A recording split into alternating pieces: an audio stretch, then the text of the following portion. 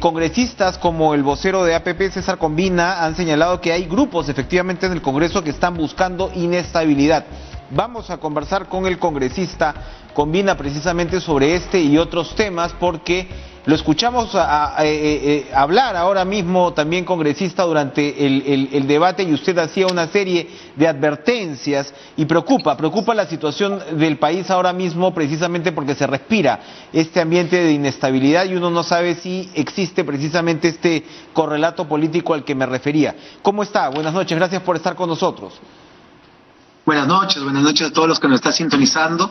El día de hoy y en los últimos días el Congreso ha estado bastante movido y desde la bancada Alianza para el Progreso lo que queremos es transmitir lo mismo que mandamos como mensaje en el día de hoy en el voto de confianza, que se necesita paz social, se necesita estabilidad y se necesita poner todos el hombro para poder sacar el Perú adelante. No podemos dejar separado el Congreso del gobierno de transición y no podemos caer en intentos, por así decirlo, irresponsables desde el Parlamento, de algunas personas o algunas bancadas que buscan la sinrazón para decir no, este no es el momento de crear más crisis. Precisamente hemos visto algunas muestras, ¿no?, de parlamentarios que irían en esa dirección. La pregunta de fondo es si ellos van a tener o van a encontrar, ¿no?, algún tipo de apoyo, ¿no?, o de predicamento en el Congreso, porque también uno sabe que apenas la situación social pues se puede ir desestabilizando, también este apoyo puede crecer. Me refiero a la denuncia penal que ha presentado el señor Edgar Alarcón contra el vicepresidente del Parlamento, el señor Roel, de Acción Popular. Denuncias penales que están basadas en realidad en solicitudes de información. No se entiende muy bien por qué ir hasta una denuncia penal. O la reacción del señor Merino de Lama ayer en una de las votaciones, ¿no?, de una cuestión previa que se refirió pues a los 16 días de un gobierno nefasto. No sé cuál habría sido el calificativo del señor Merino de Lama sobre los 5 o 6 días que él estuvo al frente. Pero a lo que voy es que esto que estamos viendo desde fuera, quisiera que nos cuente si es que tiene el suficiente rebote, el suficiente apoyo dentro de grupos en el Parlamento. En el Parlamento creo que el voto de confianza ha manifestado que la mayoría de fuerzas políticas apostamos por el diálogo, apostamos por el reconocimiento de la diferencia y por entender que el gobierno de transición democrática es un gobierno que nace también desde el Parlamento.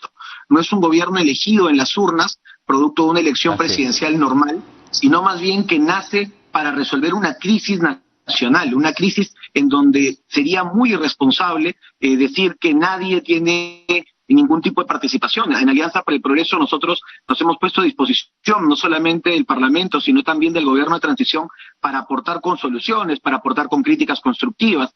Y el día de hoy lo hemos visto también a nivel de discursos, a nivel de mensajes y a nivel de votaciones, que hay personas que todavía tienen la sangre en el ojo, que no quieren entender que lo que le vaya bien al gobierno de transición es lo que va a ir bien a todos los peruanos. En ese sentido creo que yo llamaría, y lo vuelvo a hacer, a la reflexión a colegas que, por ejemplo, el día de hoy han votado manifiestamente en contra de un voto de confianza. ¿Cuál es la motivación que podría el día de hoy, cuando la votación ha sido mayoritaria y amplia, la confianza hacia el gabinete, en donde inclusive hemos hecho un gesto político que pocas veces se ve en la historia? Hemos reducido y retirado de la lista de oradores de muchas bancadas, de casi todas, para permitir que el voto de confianza se adelantara. El voto de confianza estaba planificado para el día de mañana. Nosotros lo hemos adelantado porque creemos que los ministros deben estar resolviendo los problemas del Perú y no estar en una burbuja que es el Parlamento, perdiendo tiempo valioso mientras que hay crisis social, crisis económica y muchos problemas por resolver. Usted lo ha dicho bien, sangre en el ojo es probablemente, ¿no?, esta etapa que todavía no es superada, pero por ejemplo, a ver, ha llamado la atención pues el relevo del ministro del Interior. Esta muerte que lamentamos ahora ocurre y esta suerte pues de reacción policial también ante una protesta por momentos bastante violenta, ocurre también cuando se releva a un ministro del Interior. Lo mismo o parecido tuvimos que lamentar. Vamos por estas declaraciones de la ministra Pilar Macetti y regresamos con el congresista César Combina. Le agradecemos además por quedarse con nosotros, pero precisamente establecemos un diálogo con lo que usted estaba señalando. La ministra Macetti ha reiterado, ha saludado lo que ha calificado como la madurez del Congreso en adelantar este voto de confianza que, como usted decía antes de este paréntesis, ha sido bastante contundente. Sí, definitivamente este Parlamento ha demostrado que tenemos que poner al Perú primero y creo que es digno de saludar de todas las bancadas que en un gesto histórico han retirado su lista de oradores para poder pasar el voto. En este Parlamento también hay otras personas que no han tenido estos mismos gestos, que no han tenido la visión de poder permitir la investidura rápida de este gabinete y que los ministros vayan a las regiones a resolver los problemas. El día de hoy, en estos momentos inclusive, estamos ya debatiendo en una comisión mixta de la Comisión Agraria y la Comisión de Economía una propuesta sobre el régimen especial agrario, y creo que también el Poder Ejecutivo se ha puesto las pilas con respecto a esta situación que no solamente vincula un sector muy importante de la economía como la agroexportación, sino sobre todo la dignidad de los trabajadores, los derechos laborales y las familias que dependen de este mismo sector. Cuénteme, ¿a qué va a apuntar esa propuesta? Porque el Congreso, bueno, el Ejecutivo, mejor dicho, lo que proponía era derogar la parte laboral de la ley. Y claro, la ley tiene, por supuesto, otros puntos. Tiene el tema, en fin, el reconocimiento del trabajo temporal como tal, tiene el tema tributario que preocupa mucho a los agroexportadores.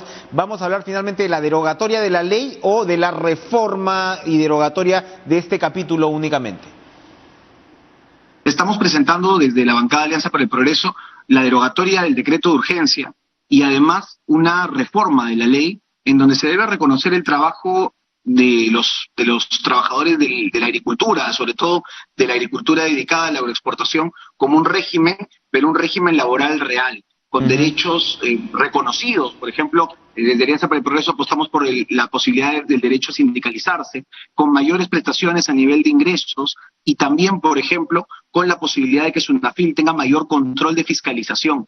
Creemos de que la actividad agraria es una actividad eminentemente cíclica, temporal, pero que no por ello se debe caer en la precarización del empleo y sobre todo en el abuso a las familias que el día de hoy dan muy buenos números, por ejemplo, en estabilidad, en formalización del empleo en Ica y en otras regiones. Esta situación de un régimen que garantice mejores condiciones para los trabajadores debe ampliarse no solamente el sector de agroexportación, sino a otros sectores. Para terminar, la propuesta que ustedes manejan implica un incremento salarial, porque en el decreto pues establecía incluso estos famosos 39 soles que son parte también del debate. Sí, nosotros dentro de la propuesta que Alianza para el Progreso está presentando a las comisiones agraria y de economía se prevé un incremento a 59.19 soles que incluye obviamente las prestaciones y el reconocimiento de derechos que el día de hoy se dan bajo la modalidad de 31 soles aproximadamente.